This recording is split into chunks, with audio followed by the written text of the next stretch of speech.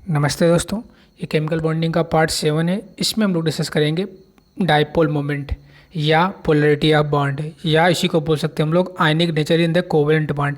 जैसे कि हम लोग प्रीवियस वीडियो में पढ़ के आए हैं फजान्स रूल, जिसमें कि हम लोग ये सीखे थे कि कोई भी आयनिक कंपाउंड 100% उसमें आयनिक नेचर 100% आयनिक नेचर नहीं होता है, उसमें कुछ ना कुछ कोवेलेंट कैरेक्टर होता है।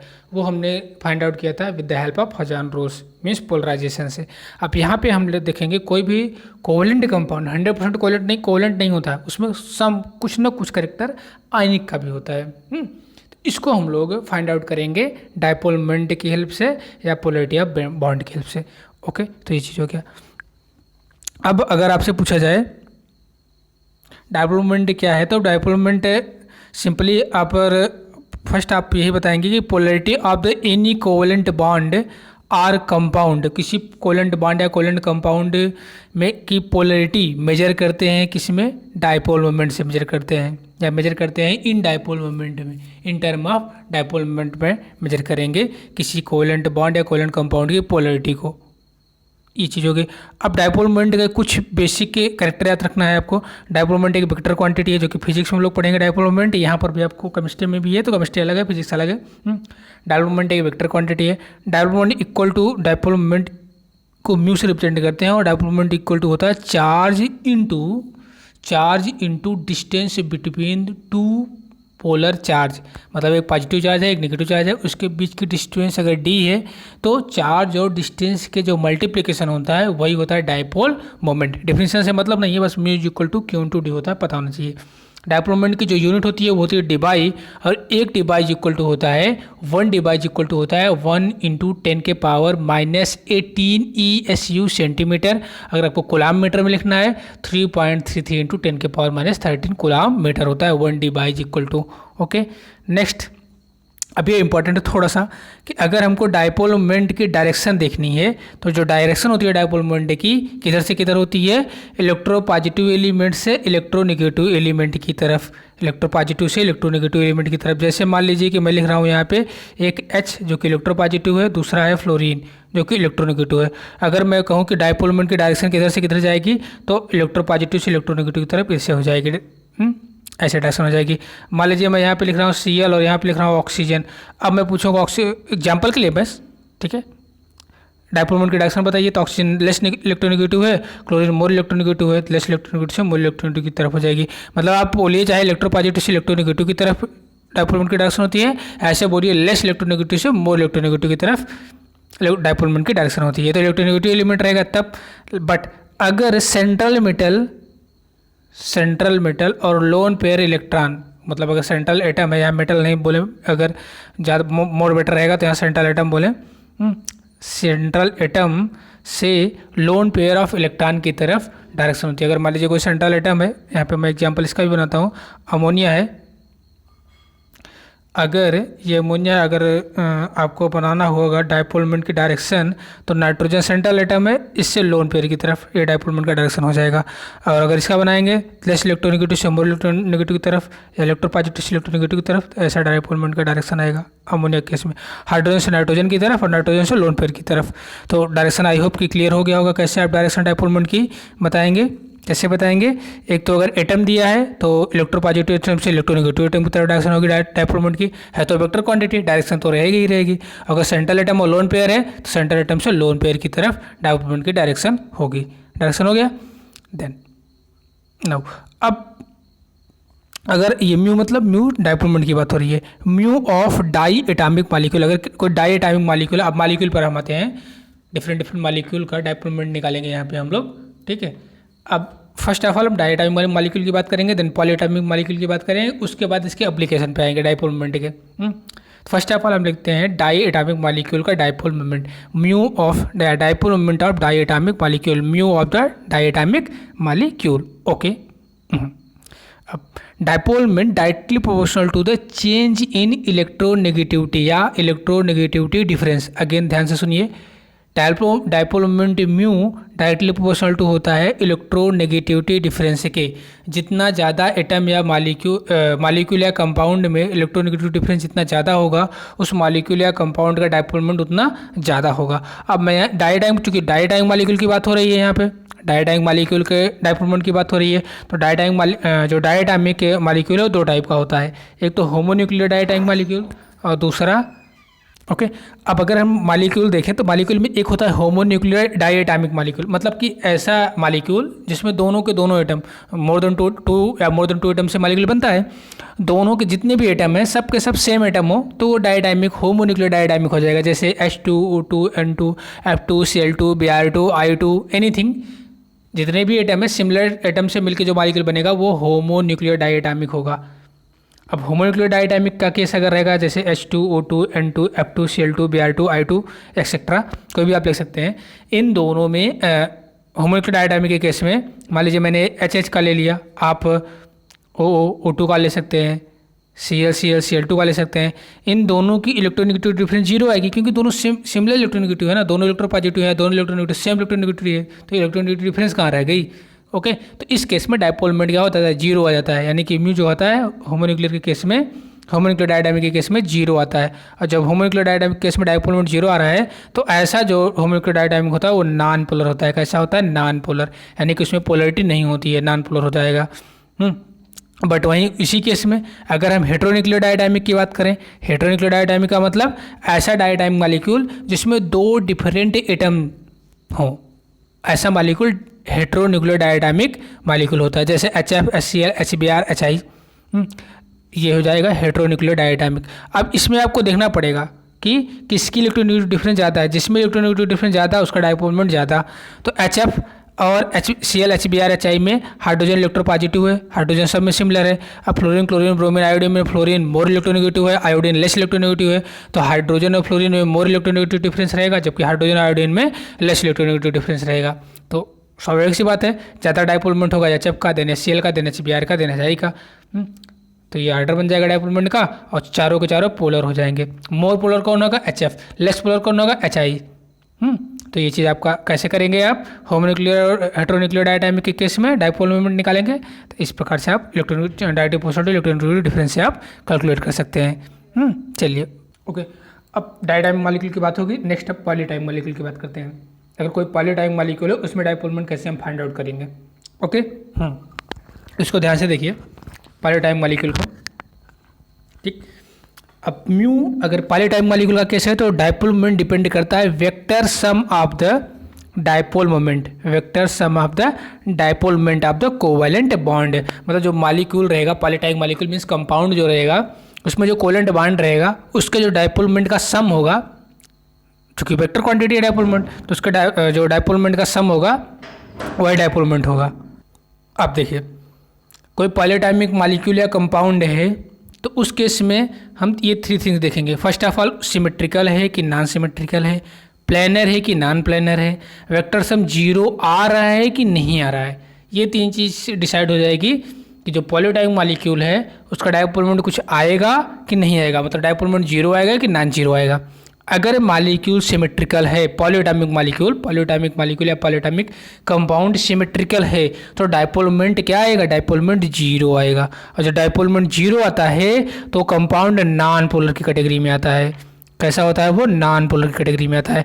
जैसे एग्जांपल के लिए मैंने PCl5 और SF6 ले लिया, तो अगर आप PCl5 और SF6 का स्ट्रक्चर बनाएंगे, PCl5 को बनाइए, सेंट्रल एटम P हो जाएगा, मतलब फास्फोरस हो जाएगा, सराउंडिंग में क्लोरीन हो जाएंगे, और ये जो 5 क्लोरीन लगेंगे ये पांचों के पांचों क्लोरीन आपके क्या हो जाएंगे, इसमें सिमेट्री है, सिमेट्रिकल है ये। सिमिलर एटम है, सेंट्रल एटम फास्फोरस है, उसके सराउंडिंग में जो 5 क्लोरीन एटम लगे हुए हैं पांचों के एक सिमिलर एटम है, कोई लोन पेयर की झंझट नहीं है, तो डायपोल मोमेंट जीरो आएगा, यानी कि नॉन पोलर हो जाएगा। ऐसे SF6 भी अगर आप SF6 का स्ट्रक्चर बनाएंगे, सेंट्रल में सल्फर, सराउंडिंग में 6 फ्लोरीन, 6 फ्लोरीन आप लगा दीजिए, 6 फ्लोरीन सेम है, कोई लोन पेयर नहीं है, तो ये भी सिमेट्रिकल मॉलिक्यूल हो गया और इसका भी डायपोल मोमेंट क्या हो जाएगा, जीरो हो जाएगा, और ये कैसा हो जाएगा, नॉन पोलर हो जाएगा, नॉन पोलर हो जाएगा। अब प्लेनर मॉलिक्यूल अगर लें, प्लेनर मॉलिक्यूल में अगर सिमेट्री आ गई, प्लेनर मालिक्यूल और सिमेट्री है, विदाउट लोन पेयर के कोई भी लोन पेयर नहीं है तो उसका भी डायपोल मोमेंट जीरो आ जाएगा। जैसे बेंजीन ले लीजिए, नेप्थलीन लीजिए, डाइफेनाइल ले लीजिए, इन सब का क्या होता है, डायपोल मोमेंट जीरो होता है, यानी कि ये नॉन पोलर होते हैं, पोलराइज नहीं होते हैं, ये नॉन पोलर होते हैं। अब देखिए प्लेनर बेंजीन, बेंजीन कैसा है, प्लेनर है, प्लेनर है और सिमेट्री भी है, सिमेट्री दिख रही है ना, सिमेट्री भी है, तो इसका भी डायपोल मोमेंट क्या हो जाएगा, जीरो हो जाएगा। और डायपोल मोमेंट अगर जीरो हो गया तो ये कैसा हो जाएगा, नॉन पोलर हो जाएगा, नॉन पोलर।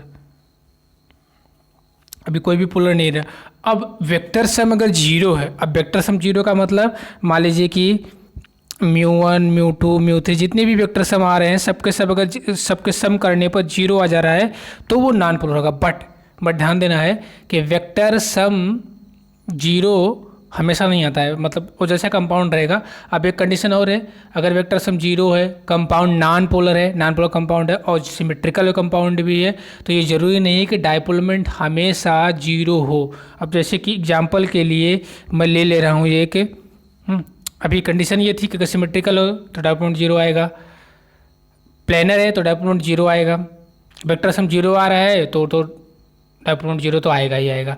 बट यहाँ पे ये कंडीशन कुछ कंपाउंडों में फेल कर जाती है। जैसे कि मान लीजिए कि कुछ एग्जांपल है जिसमें डायपोल मोमेंट जीरो आ रहा है, मैं यहाँ पे लिख देता हूँ जिसका डायपोल मोमेंट जीरो होता है। जैसे BX3 कोई भी कंपाउंड है, ठीक है, BCl3 BBr3 BI3 कोई भी रहेगा, CCl4 CH4, इन सब का डायपोल मोमेंट जीरो आएगा क्योंकि कोई लोन पेयर भी नहीं है और सराउंडिंग में जो एटम है सिमिलर एटम है। जब ऐसी कंडीशन आए तो समझ लीजिए कि डायपोल मोमेंट क्या है, जीरो है, ठीक है, कोई लोन पेयर ना हो और जो सराउंडिंग में एटम हो सिमिलर टाइप के एटम हो तो मैक्सिमम केस में यही रहेगा, डायपोल मोमेंट जीरो आएगा। CCl4 हो गया, CH4 हो गया, ये कुछ एग्जांपल आपको याद है। CO2 हो गया, इसका भी डायपोल मोमेंट जीरो आएगा यानी कि नॉन पोलर है। CH2 नॉन पोलर है, डायपोल मोमेंट जीरो आएगा। PCl5 हमने ऊपर देख ही लिया ड्यू टू सिमेट्री की वजह से। SiH4, ऐसे काफ़ी एग्जाम्पल आप लिख सकते हैं। कुछ एग्जाम्पल हम लोग यहाँ पे समझ लेते हैं कैसे डायपोल मोमेंट। वैसे मान लीजिए कि कार्बन डाइऑक्साइड है, C डबल बॉन्ड O, इधर रहा C डबल बॉन्ड O। अब इसमें अगर आप ये देखेंगे डायपोल मोमेंट की डायरेक्शन लेस इलेक्ट्रोनेगेटिव से मोस्ट इलेक्ट्रोनेगेटिव की तरफ जाएगा। कार्बन लेस इलेक्ट्रोनेगेटिव है और आपका ऑक्सीजन मोस्ट इलेक्ट्रोनेगेटिव, डायरेक्शन ये हुआ, ये हो गया मान लीजिए μ1 और ये हो गया आपका carbon less electronegative oxygen most electronegative, ये हो गया μ2।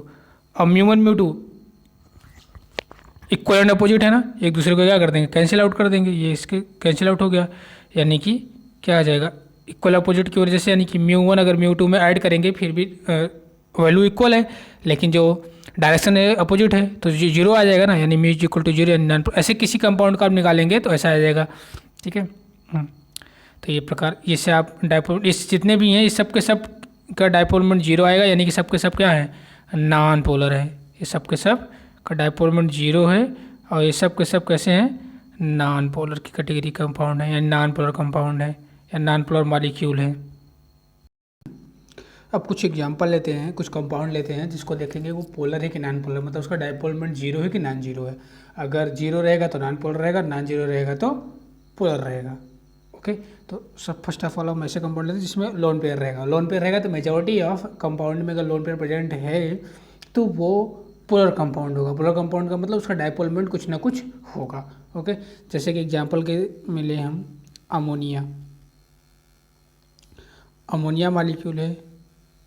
अमोनिया में सेंट्रल एटम जो हो जाएगा आपका नाइट्रोजन हो जाएगा, सराउंडिंग में 3 हाइड्रोजन एटम, सराउंडिंग में ये आपके 3 हाइड्रोजन एटम हो गए और एक लोन पेयर हो जाएगा, ये आपको पता ही है।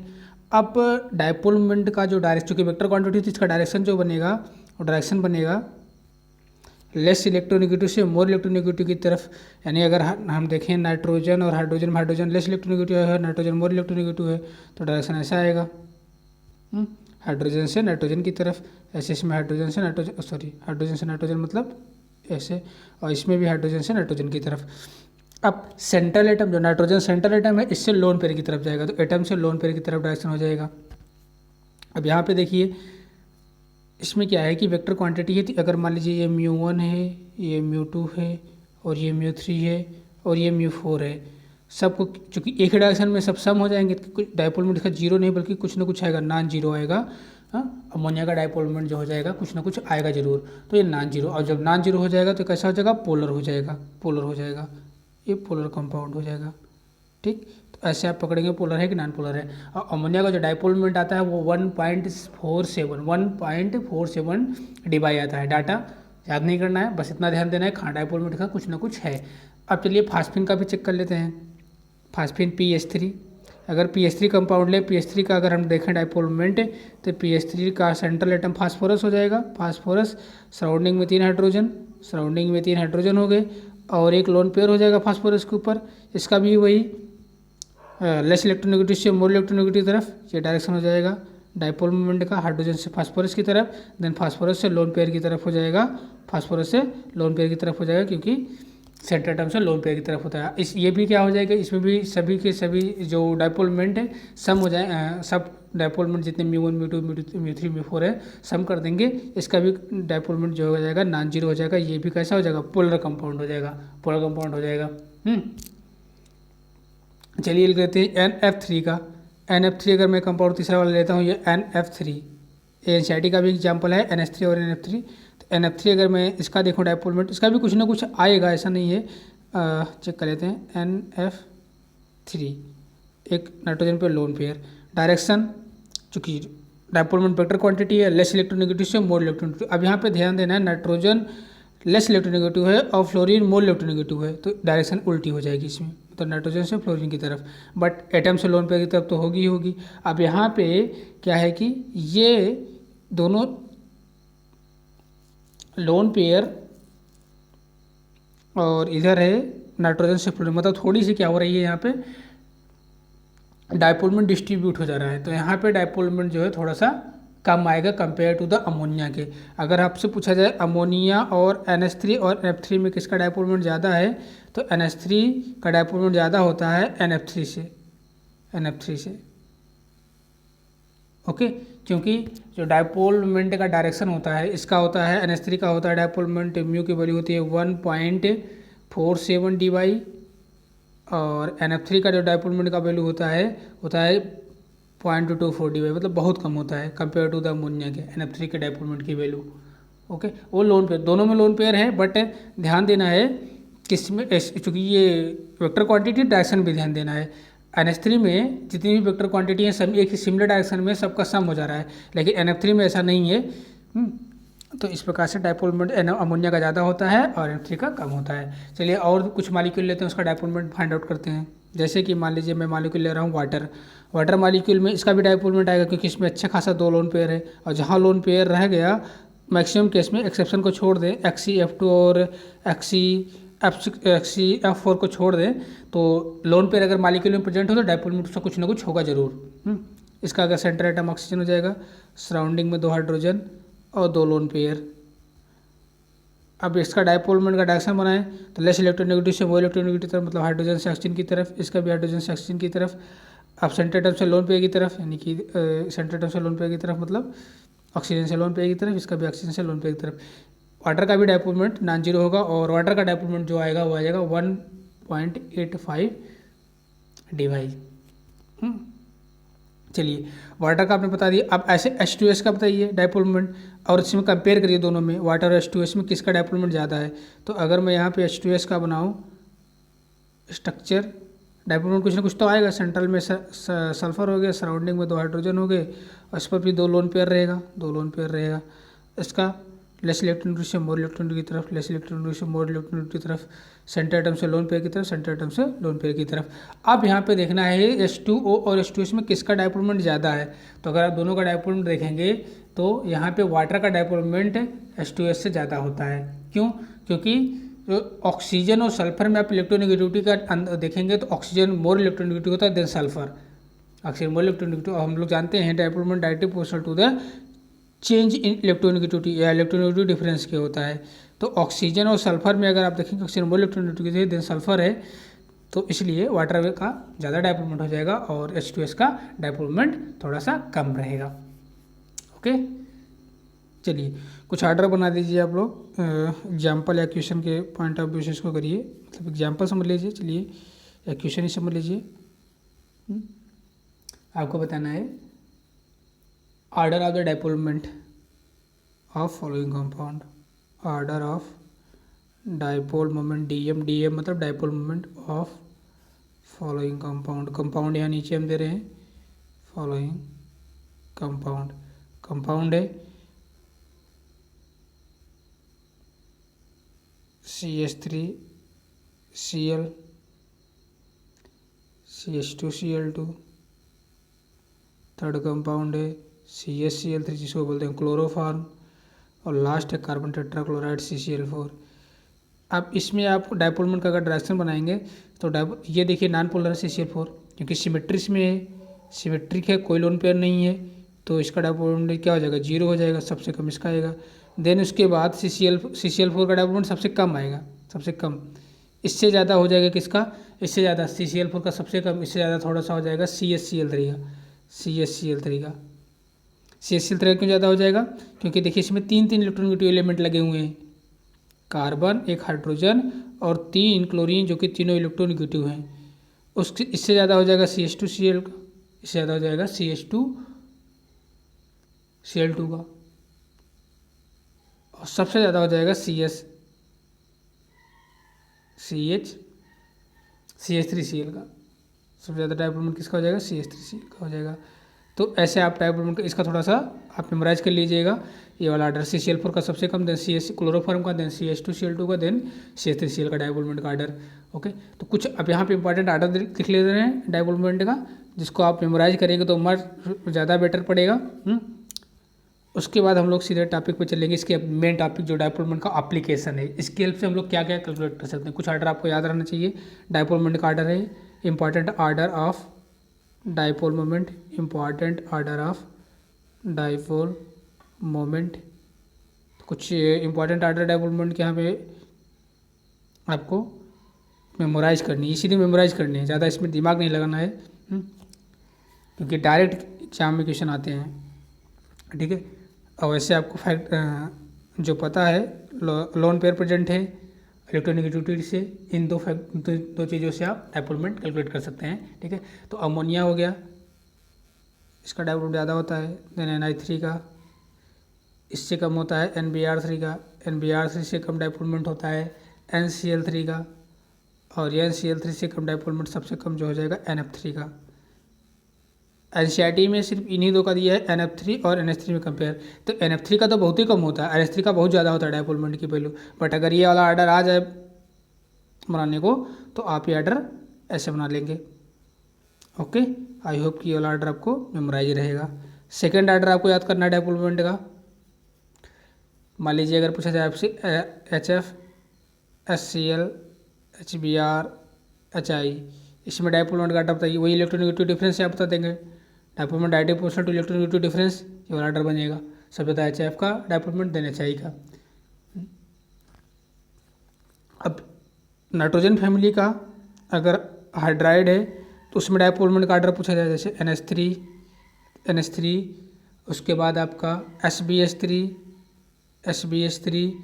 उसके बाद ASH3 और PH3। इसमें डाइपोल मोमेंट का आर्डर बनाना होगा तो यही डाइपोल मोमेंट का आर्डर आपको सबसे ज़्यादा अमोनिया का, देन SBH3 का, देन ASH3 का, और सबसे कम फास्फीन का डाइपोल मोमेंट का आर्डर बनेगा। ओके, चौथा वाला आर्डर वाटर और H2S में हम लोग ऊपर देख लिखे हैं, वाटर का डाइपोल मोमेंट ज़्यादा होता है, देन H2S का रीजन है क्योंकि ऑक्सीजन की इलेक्ट्रोनेगेटिविटी ज़्यादा है, सल्फर की इलेक्ट्रोनेगेटिविटी कम है। तो ये कुछ आर्डर हैं जो आपको मेमोराइज करने हैं, और ऊपर हम लोग रूल देख ही लेंगे कैसे करने। अब मेन टॉपिक आते हैं एप्लीकेशन। तो डाइपोल मोमेंट की हेल्प से हम लोग क्या क्या कैलकुलेट कर सकते हैं। और थोड़ा सा ये ऑर्डर CCl4 वाला एक्चुअली ये इनऑर्गेनिक में मिलेगा, ठीक है। ये वाला ऑर्डर CCl4 का सबसे कम डाइपोल मोमेंट, उससे ज़्यादा CHCl3 का, उससे ज़्यादा CH2Cl2 का, और सबसे ज़्यादा CH3Cl का डाइपोल मोमेंट होता है। ये थोड़ा सा आपको मेमोराइज करना है। ये ऑर्गेनिक केमिस्ट्री मिलेगा जब क्लास 12 में आप जाएंगे, ये वाला ऑर्डर है थोड़ा सा। चलिए एप्लीकेशन, मेन टॉपिक ये है एप्लीकेशन। डाइपोल मोमेंट का देखेंगे, डाइपोल मोमेंट की हेल्प से हम लोग पोलैरिटी बता ही सकते हैं, मॉलिक्यूल की ज्योमेट्री बता सकते हैं, परसेंटेज ऑफ आयनिक कैरेक्टर को कैलकुलेट कर सकते हैं। मेनली जो डाइपोल मोमेंट होता है इसी के लिए होता ही है, अन्य character percentage of ionic character को कैलकुलेट करने के लिए होता है। सिस और ट्रांस को डिस्टिंग्विश कर सकते हैं with the help of dipole moment की हेल्प से। और एरोमेटिक कंपाउंड में जो सब्स्टिट्यूएंट लगे होते हैं उसकी पोजीशन को हम लोग आइडेंटिफाई कर सकते हैं with the help of dipole moment की हेल्प से। तो एप्लीकेशन देखते हैं, मेन टॉपिक है application of the dipole moment. Application of dipole moment. अभी पता है डाइपोल मोमेंट एक वेक्टर क्वांटिटी है, इसकी डायरेक्शन किधर से किधर होती है, लेस इलेक्ट्रोनेगेटिव से मोर इलेक्ट्रोनेगेटिव की तरफ या सेंट्रल एटम से लोन पेयर की तरफ डायरेक्शन होती है, यूनिट डिवाइड होती है, ये सब पता ही है। अब इसके एप्लीकेशन पे आते हैं। तो मेनली हम लोग 4 एप्लीकेशन देखेंगे। पहला एप्लीकेशन है determine polarity and geometry of molecule. Determine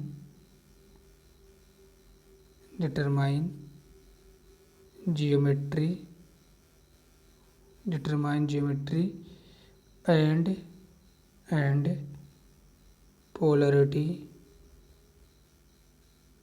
of molecule। Determine geometry and polarity of molecule पहला वाला एप्लीकेशन ये है। अब देखिए इसमें क्या है कि determine the geometry and polarity of the molecule में अगर डाइपोल मोमेंट मीन्स म्यू अगर कंपाउंड या मॉलिक्यूल का जीरो आ रहा है तो वो कंपाउंड या मॉलिक्यूल नॉन पोलर मॉलिक्यूल होगा। नॉन पोलर और सिमेट्रिकल होगा। क्या बोल गया मैं, फिर से आगे से ध्यान से सुनिए। डाइपोल मोमेंट अगर जीरो आ रहा है, dipole moment equal to zero अगर आ रहा है, और डाइपोल मोमेंट अगर इक्वल टू जीरो आ रहा है तो मॉलिक्यूल या कंपाउंड नॉन पोलर और सिमेट्रिकल होगा। डाइपोल मोमेंट जीरो आ रहा है, dipole moment mu equal to zero आ रहा है किसी मॉलिक्यूल या कंपाउंड का, तो वो मॉलिक्यूल या कंपाउंड कैसा होगा, नॉन पोलर होगा और सिमेट्रिकल होगा। अगर dipole moment mu equal to zero आ रहा है तो कंपाउंड या मॉलिक्यूल कैसा होगा, नॉन पोलर कंपाउंड या मॉलिक्यूल होगा और सिमेट्री होगी उसमें, यानी कि सिमेट्रिकल होगा। सेकंड थिंग्स, अगर मॉलिक्यूल या कंपाउंड का डाइपोल मोमेंट की म्यू की वैल्यू नॉन जीरो है, मतलब जीरो नहीं है, तो वो जो कंपाउंड या मॉलिक्यूल होगा वो कंपाउंड या मॉलिक्यूल पोलर होगा और असिमेट्रिकल होगा। कैसा होगा, पोलर होगा। पोलरिटी आपको ऐसे बता सकते हैं, जीरो है डाइपोल मोमेंट के, नॉन जीरो है। जीरो है तो नॉन पोलर होगा और सिमेट्रिकल होगा, नॉन जीरो है तो पोलर होगा और अनसिमेट्रिकल होगा। पोलर होगा और अनसिमेट्रिकल होगा। अब एग्जाम्पल के लिए हम लोग देखते हैं कौन कौन से ऐसे मॉलिक्यूल हैं जिसका डाइपोल मोमेंट जीरो आता है और वो नॉन पोलर सिमेट्रिकल की कैटेगरी में आते हैं। तो ऐसे कई एग्जाम्पल हैं, कुछ एग्जाम्पल यहाँ पे हम लिखते हैं। जैसे कि जिसका डाइपोल मोमेंट जीरो आएगा, मतलब जो नॉन पोलर या सिमेट्रिकल होगा, जैसे carbon dioxide BF3, carbon tetrachloride CCl4, methane BeCl2, etcetera BeCl2 BeF2 ले सकते हैं, ठीक है, एक्सेट्रा। कई ऐसे कंपाउंड हैं जो कि जिसका डाइपोल मोमेंट जीरो आएगा, नॉन पोलर होगा और सिमेट्रिकल होगा। अब देखते हैं ऐसे कंपाउंड जिसका डाइपोल मोमेंट जीरो नहीं आएगा, मतलब नॉन जीरो आएगा और वो पोलर या अनसिमेट्रिकल कैटेगरी में आएगा। तो ऐसे भी कई कंपाउंड हैं, कुछ एग्जाम्पल यहाँ पे लिखते हैं। Water H2S, SO2, ammonia Cl2O, chloroform etcetera. ये जितने भी कंपाउंड अब हम लोग ऊपर देख के भी आए हैं, ये सब के सब का डाइपोल मोमेंट कुछ ना कुछ आएगा, क्योंकि इस सब में लोन पेयर प्रेजेंट है। और जहाँ पे लोन पेयर, जिस भी मॉलिक्यूल में लोन पेयर आ रहा है, समझ लीजिए कि वो डाइपोल मोमेंट उसका कुछ ना कुछ होगा जरूर, जीरो तो नहीं होगा, कुछ ना कुछ होगा, यानी कि वो पोलर कंपाउंड की कैटेगरी में आएगा। ओके, बस कुछ एक्सेप्शन है, जो कि एक्सेप्शन की बात हम लोग बाद में कर लेंगे। ये पहला वाला एप्लीकेशन हो गया कि इसके हेल्प से हम लोग क्या बता सकते हैं, पोलरिटी ऑफ मॉलिक्यूल की पोलरिटी बता सकते हैं, पोलर है कि नॉन पोलर है, और उसकी ज्योमेट्री बता सकते हैं, कुछ सिमेट्रिकल की अनसिमेट्रिकल है। ये चीज़ हो गई। अब सेकंड एप्लीकेशन पे आते हैं। सेकंड एप्लीकेशन जो है डाइपोल मोमेंट का, सेकंड एप्लीकेशन, ठीक, सेकंड डाइपोल मोमेंट के हेल्प से हम लोग बता सकते हैं percentage of ionic character, percentage of ionic character in covalent compound. अब परसेंटेज ऑफ आयनिक करेक्टर निकालने का एक फार्मूला है, ठीक, percentage ionic character equal to experimental value of the mu, वहाँ पे दिया रहेगा आपको experimental value of mu. Numerical जब दिया रहेगा तो वहाँ पे आपको दिया रहेगा डायपोल मोमेंट की एक्सपेरिमेंटल वैल्यू कंपाउंड का।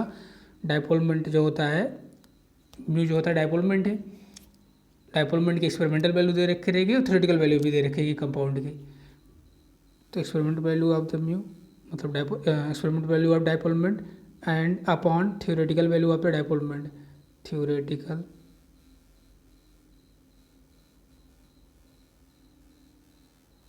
Value of mu into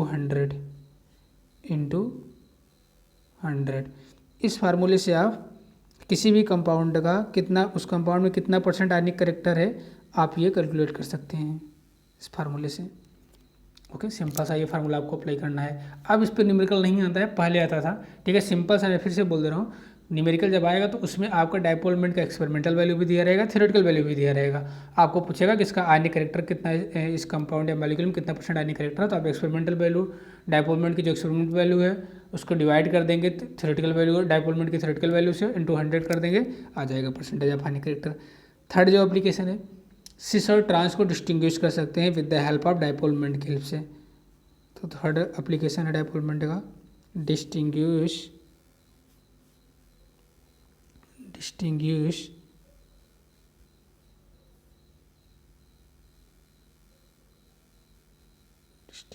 between cis and trans isomer. अगर सिस आइसोमर और ट्रांस दोनों ज्योमेट्रिकल आइसोमर हैं, इन दो ज्योमेट्रिकल आइसोमर को हम डायपोल मोमेंट का से क्या कर सकते हैं, डिफरेंट कर सकते हैं दोनों के बिटवीन। चलिए अब मैं यहाँ पे पहले दोनों एक सिस ले लेता हूँ, मेजॉरिटी ऑफ, एक्सेप्शन की बात नहीं कर रहा हूँ, मेजॉरिटी ऑफ सिस और ट्रांस ले लेते हैं हम लोग, सिस और ट्रांस। अगर सिस कोई ऑर्गेनिक कंपाउंड है और उस सिस आइसोमर शो कर रहा है, उसका आइसोमर दो ज्योमेट्रिकल आइसोमर होते हैं, एक सिस आइसोमर दूसरा ट्रांस आइसोमर। तो डायपोल मोमेंट जो सिस आइसोमर होता है उसका हाई होता है ट्रांस आइसोमर, लेकिन मोस्टली जो होता है ट्रांस आइसोमर का डायपोल मोमेंट 0 होता है। ट्रांस आइसोमर अगर है तो उसका सब में नहीं लेकिन mostly dipole moment trans isomer का 0 होता है और सिस आइसोमर का नॉन 0 होता है। सिस आइसोमर का नॉन 0 का मतलब इसका कुछ ना कुछ होता है ज़रूर। अब जैसे एग्जाम्पल में हम लेते हैं, पहले सिस आइसोमर का एग्जाम्पल लेते हैं। सिस का मतलब कार्बन डबल बॉन्ड कार्बन से लगा हुआ ग्रुप जो एक सेम साइड में एक ही ग्रुप हो। तो जैसे मान लीजिए सी डबल बॉन्ड सी है, इधर एच और सी एल, ये क्या हो गया, ये हो गया सिस आइसोमर, क्योंकि एक ही ग्रुप सेम साइड पे है। लेस इलेक्ट्रोनेगेटिव से मोर इलेक्ट्रोनेगेटिव की तरफ डायरेक्शन हो जाती है। कार्बन लेस इलेक्ट्रोनेगेटिव को chlorine more electronegative, the hydrogen less electronegative carbon more electronegative, ऐसा डायपोल मोमेंट डायरेक्शन आएगा। इसमें कार्बन से क्लोरीन की तरफ, इसमें हाइड्रोजन से कार्बन की तरफ डायरेक्शन बनेगा। अब चारों जो है वेक्टर क्वांटिटी, ये देखिए डायरेक्शन ये दोनों सेम डायरेक्शन में, ये दोनों ऐड हो जाएंगे, ऐसे ये दोनों ऐड हो जाएंगे। तो इसको पहले मैं हटा देता हूँ। आई होप कि क्लियर समझ आ रहा होगा कि इसका कुछ ना कुछ डायपोल मोमेंट आएगा, क्योंकि वेक्टर क्वांटिटी डायपोल मोमेंट है और डायपोल वेक्टर क्वांटिटी चारों सिमिलर डायरेक्शन में, मतलब कोई एक दूसरे को कैंसिल नहीं कर पा रहे हैं। जबकि अगर इसका ट्रांस बनाए हम CH2Cl2 का ट्रांस आइसोमर बनाए तो C double bond C same group opposite side में रहेगी, HH और ये Cl। अब डायपोल मोमेंट की डायरेक्शन अगर हम दिखाएं, लेस इलेक्ट्रोनेगेटिव से मोर इलेक्ट्रोनेगेटिव की तरफ, लेस इलेक्ट्रोनेगेटिव से मोर इलेक्ट्रोनेगेटिव की तरफ। देखिए एक दूसरे के अपोजिट डायरेक्शन में और इक्वल है, कार्बन हाइड्रोजन इक्वल है, अपोजिट है, दूसरे को कैंसिल आउट कर देंगे, कैंसिल आउट हो गए दूसरे से। ऐसे इसमें भी कार्बन क्लोरीन क्लोरीन मोर इलेक्ट्रोनिक, कार्बन लेस इलेक्ट्रोनेगेटिव है, कार्बन से क्लोरीन की तरफ, इसमें कार्बन से क्लोरीन की तरफ, दोनों इक्वल एंड अपोजिट हैं, एक दूसरे को कैंसिल आउट कर देंगे। तो इसका डायपोल मोमेंट क्या हो जाएगा, इसका डायपोल मोमेंट आ जाएगा 0 आ जाएगा, ठीक 0 आ जाएगा। यानी कि ट्रांस आइसोमर क्या होता है, अगर हम सिस और ट्रांस में देखें, जो सिस आइसोमर होता है उसका डायपोल मोमेंट नॉन 0 होता है, ट्रांस जो होता है वो उसका डायपोल मोमेंट 0 होता है। थोड़ा सा ये ध्यान देना है, बट ये हमेशा के लिए करेक्ट नहीं होता है। जैसे कि मैं अगर एग्जाम्पल को यही बदल दूं, ऐसा नहीं कि हमेशा ट्रांस आइसोमर का डायपोल मोमेंट जीरो होगा, सिस आइसोमर का नॉन जीरो होगा, मोस्टली ऐसा होता है, बट कुछ एग्जाम्पल ऐसे हैं कि जहाँ पे ये चीज़ नहीं होती है। ओके, जैसे कि मैं एग्जाम्पल लेता हूँ दूसरा वाला सिस और ट्रांस का ही एग्जाम्पल सेकेंड। इसमें ज़रा चेक करके बताइए कि किसका सिस और ट्रांस में किसका डायपोल मोमेंट हाई है, किसका लो है। सी डबल बॉन्ड सी है तो ये भी geometrical isomer Cl,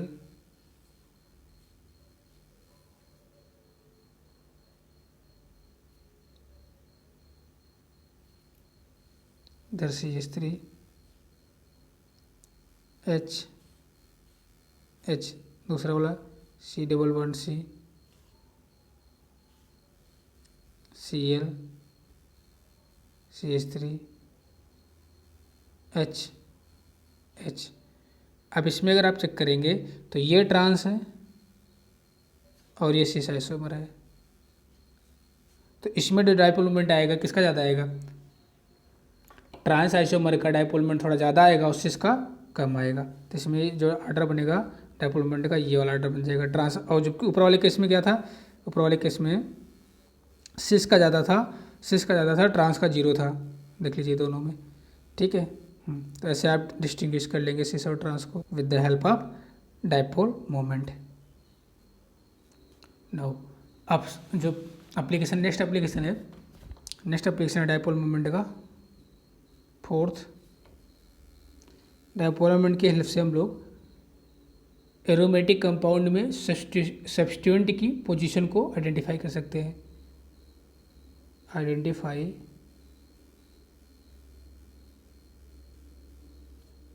position of substituent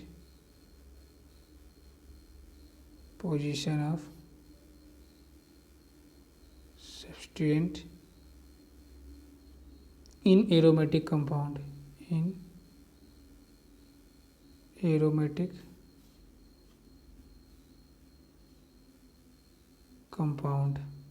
कोई एरोमेटिक कंपाउंड है उसमें हम लोग आइडेंटिफाई कर सकते हैं, उसमें जो सब्स्टिट्यूएंट लग रहा है उसका पोजीशन आइडेंटिफाई कर सकते हैं। और एक बात ध्यान दीजिएगा, डायपोल मोमेंट बॉन्ड एंगल के इन्वर्सली प्रोपोर्शनल होता है। बॉन्ड एंगल जिस मॉलिक्यूल का जितना ज़्यादा उसका डायपोल मोमेंट उतना कम, क्योंकि जो डायपोल मोमेंट का जो एक फार्मूला होता है, फार्मूला अप्लीकेबल ज़्यादा नहीं होगा बट हाँ पता होना चाहिए। Mu naught is equal to होता है √μ1 square plus μ2 square plus 2 μ1 μ2 cos theta. तो यहाँ पे जो डायपोल मोमेंट है, अब थीटा की वैल्यू जितनी ज़्यादा cos थीटा की वैल्यू उतनी कम। ठीक है, तो यहाँ पे या तो अगर आपको ये नहीं याद है सीधा आप dipole moment inversely proportional to bond angle याद करिएगा, ये फैक्चुअल है। ठीक है, अब एग्जाम्पल लेते हैं ज़रा। मान लीजिए कि मैं यहाँ पे एक बेंजीन मॉलिक्यूल लेता हूँ, बेंजीन प्लेनर मॉलिक्यूल है, इस पे 2 हैलोजन ग्रुप लगा देते हैं, एक क्लोरीन दूसरा क्लोरीन, ये 2 सब्स्टिट्यूएंट मतलब लगा दिए। अब ये दोनों सब्स्टिट्यूएंट जो हैं अगर मैं इसको दिखाऊं तो ये एरोमेटिक पोजीशन पे है, ये एरोमेटिक बोल रहा हूँ, सिमेट्रिकल है ये। और जब सिमेट्रिकल हो जाता है तो डायपोल मोमेंट क्या हो जाता है, जीरो हो जाता है। जीरो का मतलब ये नॉन पोलर हो जाएगा। ठीक है, और एंगल जो है अगर देखें तो 180 डिग्री एंगल से भी कंफर्म हो जाएगा। ठीक है, अभी चलिए ये वाला भी लीजिए, क्लोरीन यहाँ पे लगा हुआ है और मेटा पोजीशन पे दूसरा वाला क्लोरीन, ये आर्थो पे था, नहीं आर्थो मेटा पैरा पे था। ठीक है, ये पैरा पे था, ये मेटा पे क्लोरीन लगा, एक पैरा पे लगा हुआ है। चलिए तीनों में बना देता हूँ। अब इन तीनों में डायपोल मोमेंट का आर्डर अगर बताना होगा तो इसमें अगर आप देखेंगे, इसमें जो एंगल बनेगा वेक्टर का कुछ ऐसा एंगल बनेगा। एंगल अप्रॉक्सीमेटली कितना हो जाएगा, अप्रॉक्सीमेटली एंगल 120 डिग्री आएगा। इसमें एंगल कितना आएगा, इसमें एंगल आप देखेंगे, इसको थोड़ा आगे करिए, इसको भी थोड़ा आगे करिए, एंगल 60 डिग्री का आएगा अप्रॉक्सीमेटली। तो और ये एंगल 180 डिग्री का है। एंगल जितना ज़्यादा डायपोल मोमेंट उतना कम। और से इसका डायपोल मोमेंट जीरो है, इसका डायपोल मोमेंट नॉन जीरो होगा क्योंकि कुछ ना कुछ होगा, इसका भी नॉन जीरो होगा। बट किसका ज़्यादा किसका कम, तो अगर मैं इसको कंपाउंड 1 बोलूँ, कंपाउंड 2 बोलूँ, कंपाउंड 3 बोलूँ, तो डायपोल मोमेंट का जो आर्डर आएगा इन तीनों में, आर्डर आएगा जो जिसका एंगल कम उसका डायपोल मोमेंट ज़्यादा, सब ज़्यादा 3 का होगा क्योंकि सबसे कम एंगल है 60 डिग्री है। देन 2 का होगा और देन 1 का होगा। सबसे 1 का क्या होगा, 1 का तो 0 है ही। ओके, तो इस प्रकार से आप बता सकते हैं डायपोल मोमेंट डिफरेंट कंपाउंड हो। अब कुछ point, extra point dipole moment के लिए, जैसे कि आपके एनसीईआरटी वैल्यू दे रखी है 1d बाई इज इक्वल टू 1d बाई को डी से डिनोट करते हैं, 1d इज इक्वल टू हो जाएगा 3.33564 इंटू 10 के पावर -30 कूलाम मीटर। 1d बाई इज इक्वल टू 3.33564 इंटू 10 के पावर -30 कूलाम। ये कूलाम सेंटीमीटर नहीं है, कूलाम मीटर है, ठीक है, कूलाम मीटर। ये वैल्यू चूँकि एनसीईआरटी ने दे रखा है तो आपको मैंने शुरू में बोल भी दिया था, बट यहाँ पे आपको लिख दे रहा हूँ कि ताकि आपको भी पता हो ये चीज़। और अकॉर्डिंग टू एनसीईआरटी ने बस इतना ही बता रखा है कि जो डायपोल मोमेंट या जो पोलैरिटी ऑफ बॉन्ड होती है वो हमको ये बताती है, उसके हेल्प से हम लोग ये कैलकुलेट कर सकते हैं, परसेंटेज ऑफ आयनिक करेक्टर को कैलकुलेट कर सकते हैं किसी कोवेलेंट बॉन्ड में। तो ये चीज़ बताती ही बताती है। इसके साथ साथ हम लोग इसका एप्लीकेशन देख ही लिए हैं, ये तो कैलकुलेट कर ही लेंगे परसेंटेज ऑफ आयनिक करेक्टर। उसके साथ साथ हम लोग और क्या क्या चीज़ कैलकुलेट कर सकते हैं, यहाँ पर हम लोग देख लीजिए सिस और ट्रांस में डिफरेंस कर सकते हैं, ठीक है, और मॉलिक्यूल की पोलैरिटी और ज्योमेट्री बता सकते हैं, सिस और ट्रांस के बीच डिफरेंस कर सकते हैं, और एरोमेटिक कंपाउंड में जो सब्स्टिट्यूएंट लगा रहता है उसको आइडेंटिफाई, उसकी पोजीशन को आइडेंटिफाई कर सकते हैं। ये सब हम लोग डायपोल मोमेंट के हेल्प से कर सकते हैं। बाकी बेसिक आपको एनसीईआरटी पढ़ेंगे तो आपको सब यही मिलेगा। ओके, इतना आप यहाँ पोलैरिटी ऑफ बॉन्ड में इतना ही करते हैं। अब नेक्स्ट जो टॉपिक रहेगा हम लोगों का, इसके बाद डायपोल मोमेंट को इतना ही करते हैं। हाँ, जो टेबल दे रखी है एनसीईआरटी में प्लीज़ उसको एक बार जरूर देखिएगा। टेबल 4.5 डायपोल मोमेंट का सिलेक्टेड मॉलिक्यूल कुछ हैं, उनका डायपोल मोमेंट दे रखा है। डायपोल मोमेंट की वैल्यू निकालनी नहीं है, निकालने कभी डाटा नहीं पूछेगा, वो आर्डर बनाने को पूछेगा, ठीक है। जब भी पूछेगा आपको डिफरेंट मॉलिक्यूल देके बताएगा कि इसका डायपोल मोमेंट का आप आर्डर लिख दीजिए। तो सिंपल सा आपको आर्डर पता होना चाहिए। और याद रखना है कि dipole moment directly proportional to the electronegativity difference के होता है। इलेक्ट्रोनेगेटिविटी डिफरेंस जितना ज़्यादा डायपोल मोमेंट उतना कम। इसके साथ साथ आप सिमेट्री भी देखेंगे मॉलिक्यूल के अंदर, मॉलिक्यूल के अंदर लोन पेयर है कि नहीं है। अच्छा हाँ, कुछ लोन पेयर एक्स्ट्रा पॉइंट में आप नोट कर लेंगे। कुछ ऐसे भी कंपाउंड होते हैं जो लोन पेयर हैं, बट लोन पेयर होने के बावजूद भी वो क्या है, डायपोल मोमेंट उनका जीरो होता है। जैसे एक तो XCF2 जिनान सेंट्रल हो गया और 2 फ्लोरीन हो जाएंगे इसमें, और लोन पेयर ये हो गए।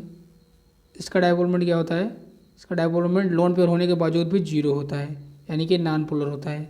ऐसे एक और है XCF4, इसका भी चूँकि इसमें सिमेट्री आ जाएगी XCF4 में, जिनान 4 फ्लोरीन एटम सराउंडिंग में और 2 लोन पेयर, इसमें सिमेट्री हो गई।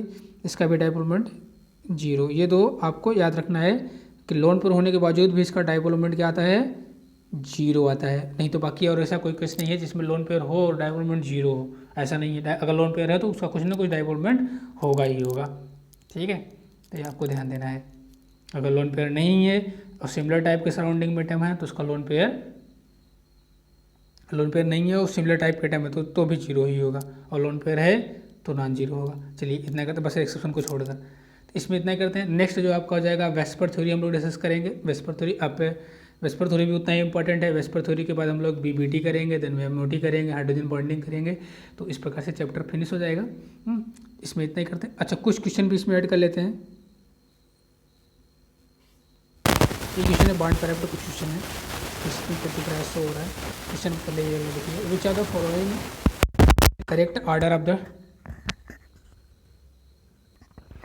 विच are the following is the correct order of the dipole moment. Okay, ये कुछ कंपाउंड दे रखे हैं, ऑप्शन दे रखे हैं, वो आपने ठीक है, मतलब 4 कंपाउंड है, अमोनिया है, BF3 है, NF3 है, वाटर है। तो देखिए अमोनिया का कुछ ना कुछ डायपोल मोमेंट हम लोग अभी जस्ट एग्जांपल में देखते हैं होगा, क्योंकि अमोनिया के पास एक लोन पेयर है, और जब लोन पेयर है तो डायपोल मोमेंट फिक्स है होगा। अब BF3 का तो नहीं होगा, क्योंकि इस पर जो सराउंडिंग में एटम है सिमिलर एटम है, कोई भी लोन पेयर भी नहीं है, तो इसका डायपोल मोमेंट जीरो होगा। इसका कुछ ना कुछ होगा, नॉन जीरो होगा। अभी देखते हैं किसका ज़्यादा किसका कम हो, अभी ऑर्डर बाद में बनाएंगे, पर देख लेते हैं किसका ज़्यादा किसका जीरो है, किसका नॉन जीरो है। उसके बाद आई थिंक सबका NF3 का भी है कुछ ना कुछ, क्योंकि NF3 में नाइट्रोजन पे लोन पेयर है और 3 फ्लोरीन है। और चौथा वाला वाटर, वाटर का भी तो होगा क्योंकि वाटर पे तो दो लोन पेयर है, दो लोन पेयर है। और एक चीज़ है, जितना ज़्यादा लोन पेयर कंपाउंड पर रहेगा उसका डायपोल मोमेंट उतना ज़्यादा होगा। तो नंबर ऑफ लोन पेयर भी डिसाइड करता है डायपोल मोमेंट। तो इन चारों कंपाउंड को ध्यान से देखें तो इसको तो हटा दीजिए, सबसे पहले मतलब सबसे कम डायपोल मोमेंट होगा, सबसे कम BF3 किस में दिख रहा है, बी और सी में। तो आप ये तो डी और ए तो हटा ही दीजिए, BF3 सबसे कम होगा। उससे ज़्यादा कौन होगा, आप तीनों में लड़ाई है, अमोनिया। और सबसे ज़्यादा वाटर का होगा क्योंकि दो लोन पेयर है वाटर के पास, वाटर के पास दो लोन पेयर, सबसे ज़्यादा वाटर वाला देख लीजिए किस में है, तो वाटर वाला इन दोनों में ही है। अब यानी NF3 और NH3 में चेक, एनसीईआरटी में दे भी रखा है NF3 NH3, NF3 और NH3 में कंपेयर करेंगे तो अमोनिया का ज़्यादा आएगा, NF3 का कम आएगा। रीजन क्या है कि जो नाइट्रोजन तो दोनों की इलेक्ट्रोनेगेटिव बराबर है, जो सराउंडिंग में हाइड्रोजन और फ्लोरीन है, फ्लोरीन लेस मोर इलेक्ट्रोनेगेटिव है जबकि हाइड्रोजन लेस इलेक्ट्रोनेगेटिव है। और डायरेक्शन चूंकि वेक्टर क्वांटिटी है तो डायरेक्शन से भी आप निकालेंगे तो भी देखिए इसकी डायरेक्शन आपकी कुछ बनेगी लेस इलेक्ट्रोनेगेटिव से मोर इलेक्ट्रोनेगेटिव की तरफ, ऐसे आ जाएगा। ये चारों एक ही डायरेक्शन में, जबकि NF3 के केस में ऐसा नहीं है। NF3 के केस में अगर आप देखेंगे तो लेस इलेक्ट्रोनेगेटिव से मोर इलेक्ट्रोनेगेटिव की तरफ ऐसा बनेगा। और ये जो है पूरी तरह से नहीं कैंसिल आउट करेंगे, लेकिन थोड़ा बहुत कैंसिल आउट एक दूसरे को करेंगे। लेकिन इन NH3 के केस में चारों के चारों ऐड हो रहे हैं, चारों के चारों एक ही डायरेक्शन में, तो इसलिए अमोनिया का ज़्यादा डायपोल मोमेंट होता है कंपेयर टू द NF3 के, यानी सीधे सीधा बी ऑप्शन करेक्ट हो जा रहा है। Next question, species having bond angle 120 degree, simple सा क्वेश्चन है, कौन सा स्पीसीज है जिसका बॉन्ड एंगल 120 आएगा। तो हाइब्रिडेशन निकाल के चेक कर लीजिए कौन सा बॉन्ड कौन सा मालिक्यूल है या कंपाउंड है स्पीसीज है जिसका बॉन्ड एंगल 120 है, जिसपे sp2 हाइब्रिडेशन आएगा। तो ClF3 का आप निकालेंगे, सेंट्रल में C क्लोरीन हो जाएगा, सराउंडिंग में 3 फ्लोरीन हो जाएंगे और लोन पेयर भी रहेगा 3 2 5 2 7। तो इसका पॉसिबल तो है नहीं, इसका हाइब्रिडेशन चूँकि sp3 3 2 5 आ रहा है ना, sp3d आएगा, तो इसका तो 120 तो आने से रहा, ये तो रूल आउट हो जाएगा। NCl3 ये भी नहीं आएगा, पिरामिडल शेप का आएगा एक लोन पेयर। अभी हाइब्रिडेशन हम लोग सीखेंगे वेस्पर थ्योरी ऑफ रिपीटी में, इसका sp3 आएगा पिरामिडल शेप का आएगा, ये भी नहीं हो सकता 120, ये भी रूल आउट हो गया। BCl3 हाँ, इसका sp2 आएगा चूँकि बोरान के सराउंडिंग में 3 सिग्मा बॉन्ड से क्लोरीन लगा हुआ है, जब 3 सिग्मा बॉन्ड है तो sp2 आएगा और जो बॉन्ड एंगल आएगा 120 आएगा। तो सिंपल सा है, इसका C ऑप्शन करेक्ट हो जाएगा। चलिए नेक्स्ट क्वेश्चन आप देख लीजिए। नेक्स्ट क्वेश्चन है, कंसीडर द ये कंपाउंड या molecule methane ammonia and water, ये मालिक्यूल हैं, स्टेटमेंट कौन सा सही है। तो आप पहले तो मेथेन का स्टेटमेंट के अकॉर्डिंग बात करनी पड़ेगी। यदि HOH bond angle in water is smaller than the HNH bond angle in ammonia.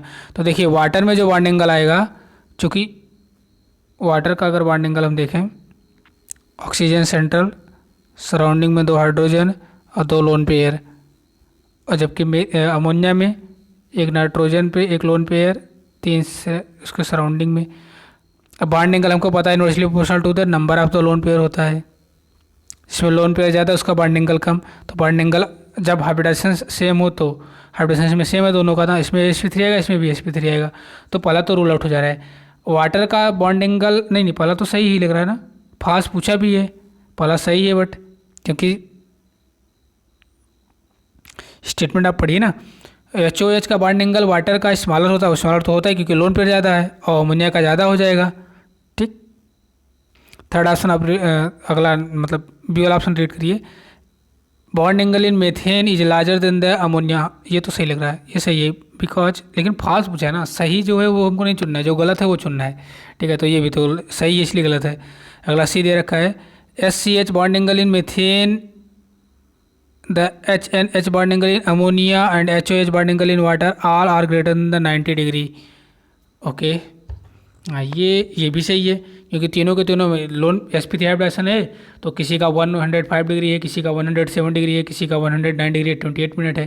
जैसे मेथेन का अगर बॉन्ड एंगल, चूँकि हमको तो याद भी है, प्रैक्टिस में भी है ना, क्योंकि इसमें देखिए कार्बन के सराउंडिंग में 4 हाइड्रोजन है, सिग्मा बॉन्ड से लगा हुआ है, sp3 हाइब्रिडेशन है, तो 109 डिग्री 28 मिनट आएगा। अमोनिया का निकालेंगे, 1 लोन पेयर 3 बॉन्ड पेयर, इसका भी हाइब्रिडेशन sp3 ही है, बॉन्ड एंगल 107 डिग्री के अप्रॉक्स है, वाटर का 105 डिग्री है, तो ये तो 90 डिग्री के तीनों ऊपर है, ये भी सही है। लेकिन हमको फास्ट ढूंढना है तो फास्ट डी वाला ही बचा, डी वाला ही होगा। अब है भी डी वाला फास्ट। ऐसे वाटर का लार्जर बॉन्ड एंगल नहीं, वाटर में लोन पेयर 2 है, जबकि अमोनिया में मेथेन में तो कोई लोन पेयर ही नहीं है, तो मेथेन का तो बॉन्ड एंगल काफ़ी ज़्यादा होगा कंपेयर टू द वाटर से। ठीक है, तो डी वाला गलत है। चलिए लास्ट क्वेश्चन देख लेते हैं। लास्ट क्वेश्चन है डायपोल मोमेंट से, चलिए इसको देख लीजिए, उसके बाद यहाँ पे इसको खत्म करते हैं। Which are the following molecule है द मैक्सिमम डायपोल मोमेंट। तो कार्बन डाइऑक्साइड का तो कोई डायपोल मोमेंट है ही नहीं, तो जीरो है ना, क्योंकि लेस इलेक्ट्रोनेगेटिव से carbon less electronegative, oxygen more electronegative, direction हो जाएगी ऐसे ऐसे एक दूसरे को कैंसिल आउट कर देंगे, कैंसिल आउट कर देंगे, डायपोल मोमेंट का जीरो हो गया तो गया। हमको मैक्सिमम ढूंढना है। मेथेन भी सिमेट्री की वजह से जीरो गया।